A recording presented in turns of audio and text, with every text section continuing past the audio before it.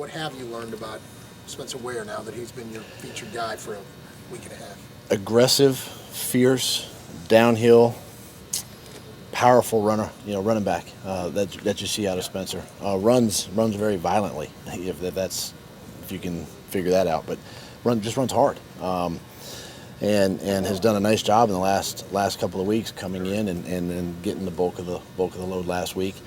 Again, two young guys that have really picked up our offense and our scheme, and again, repetition in the run game, so we're not changing a bunch of things in the run game, has really helped these two excel on the field. Obviously, you've had Ware for some time now, but were you aware to the extent that he was the type of runner you're talking about? Yeah, you kind of go back to his LSU days, and you watch him run there, and the same style, and same aggression, and powerful guy, and you see it on Sundays when he can break tackles and drag tacklers down the field. You see that from him, and so that was something that we saw when we picked him up way back in the spring.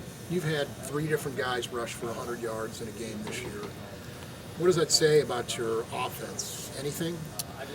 Just that you've had 3 guys. It's great to have your running backs and 3 different guys do that, but I think it speaks volume for your offensive line. With the injury situations that we had with Ben Grubbs and guys kind of playing different spots.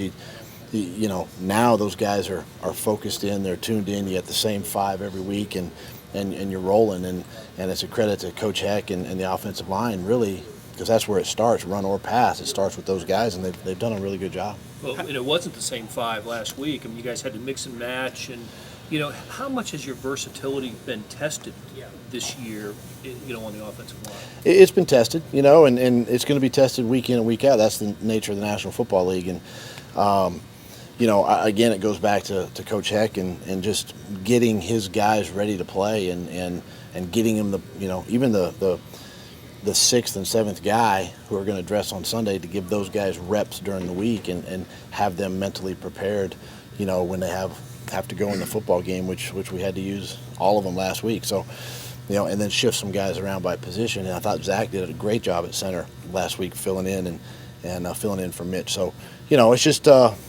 again, it's the fact that you're repeating plays each week.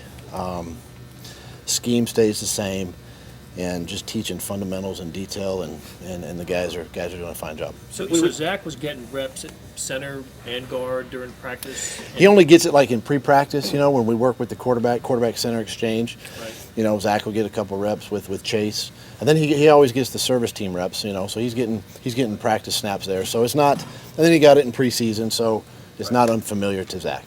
With Charcandrick West now back healthy, what's the challenge of giving up carries between Spencer Ware and West?